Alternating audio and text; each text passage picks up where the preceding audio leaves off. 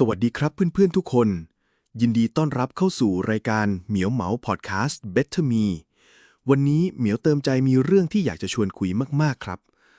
ลองนึกภาพตามผมนะเคยไหมครับที่เราเดินผ่านหน้าร้านอะไรสักอย่างแล้วตาเหลือบไปเห็นของที่อยากได้มากๆแต่พอหันไปดูยอดเงินในบัญชีปุ๊บอืมเอาไว้ก่อนละกันเนาะแล้วก็จบด้วยการบอกตัวเองว่าเอาไว้พร้อมกว่านี้ค่อยซื้อแต่สุดท้ายก็ไม่เคยได้ซื้อเลย วันนี้เราจะมาท้าพิสูจน์กันครับว่าการออมเงินไม่ใช่การอดไม่ใช่การทนอีกต่อไป แต่คือการวางแผนเพื่อได้ในสิ่งที่อยากได้ และเราจะทำมันอย่างมีความสุขด้วย หลายๆคนอาจจะเคยได้ยินเรื่องการออมเงินมาเยอะแล้ว วันนี้ผมสัญญาว่าเราจะคุยกันในมุมที่ต่างออกไป เป็นเทคนิคที่ผมไปค้นคว้ามาแล้วว่ามันเวิร์กจริง และที่สำคัญคือสนุกกว่าที่คิดเยอะเลยครับ ก่อนอื่นเลยผมอยากให้ทุกคนลืมคำว่าอดออมไปก่อนครับเพราะคำนี้มันฟังดูแล้วเหนื่อยใช่ไหมเราจะเปลี่ยนเป็นคำว่าสร้างเป้าหมายแทนและเป้าหมายที่เราจะสร้างไม่ใช่แค่การเก็บเงิน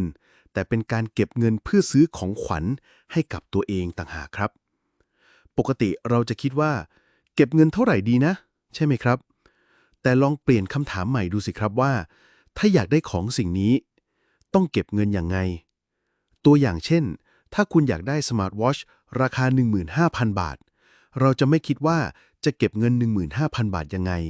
แต่เราจะถามตัวเองว่า ถ้าจะซื้อสมาร์ทวอชเครื่องนี้ เราจะต้องหารายได้เพิ่ม หรือจัดการค่าใช้จ่ายส่วนไหนบ้าง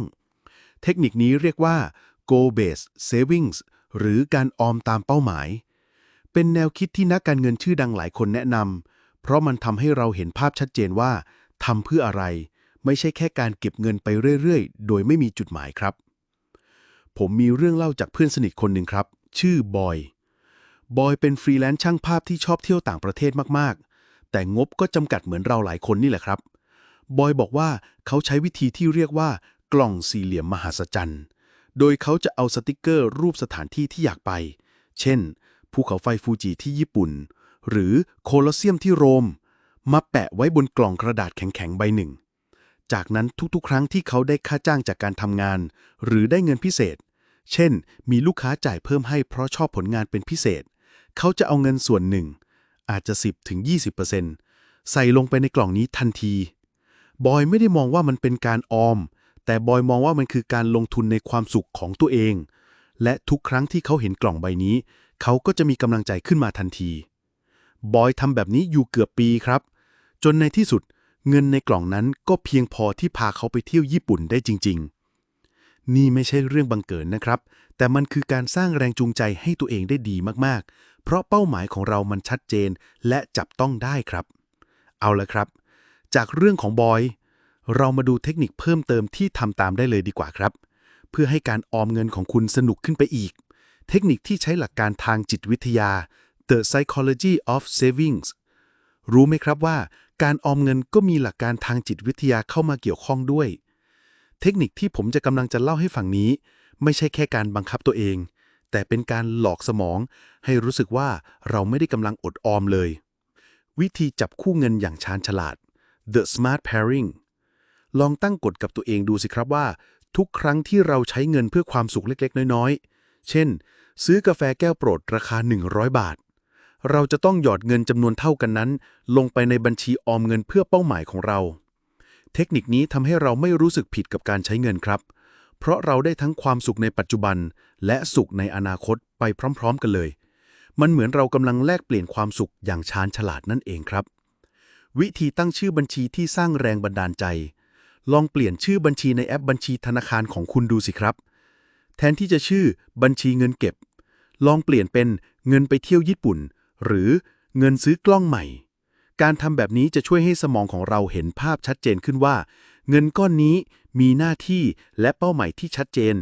ทำให้เรามีแรงจูงใจที่จะออมมากขึ้น และไม่เผลอไปใช้เงินจากบัญชีนี้ครับ ผมมีอีกเรื่องเล่าหนึ่งครับ เรื่องของน้องผู้หญิงคนหนึ่งชื่อน้ำน้องน้ำทำงานเป็นพนักงานบริษัทธรรมดาที่มีความฝันอยากได้กระเป๋าแบรนด์เนมใบแรกราคาประมาณ 20,000 บาทครับน้องน้ำใช้วิธีที่เรียกว่ากล่องเหรียญมหัศจรรย์โดยทุกครั้งที่เธอจ่ายเงินค่าอะไรก็ตามแล้วได้เงินทอนเป็นเหรียญหนึ่ง 5หรือ10บาทเธอจะแยกเก็บไว้ในกล่องเล็กๆที่ตั้งไว้ในห้องนอนทันทีเธอไม่ได้สนใจเลยว่าวันหนึ่งจะได้กี่เหรียญแต่ทำมันจนเป็นนิสัยเวลาผ่านไปเกือบ8 เดือนครับน้องน้ำลองเอาเงินในกล่องนั้นมันนับดูปรากฏว่าเธอมีเงินในกล่องถึง 12,000 บาท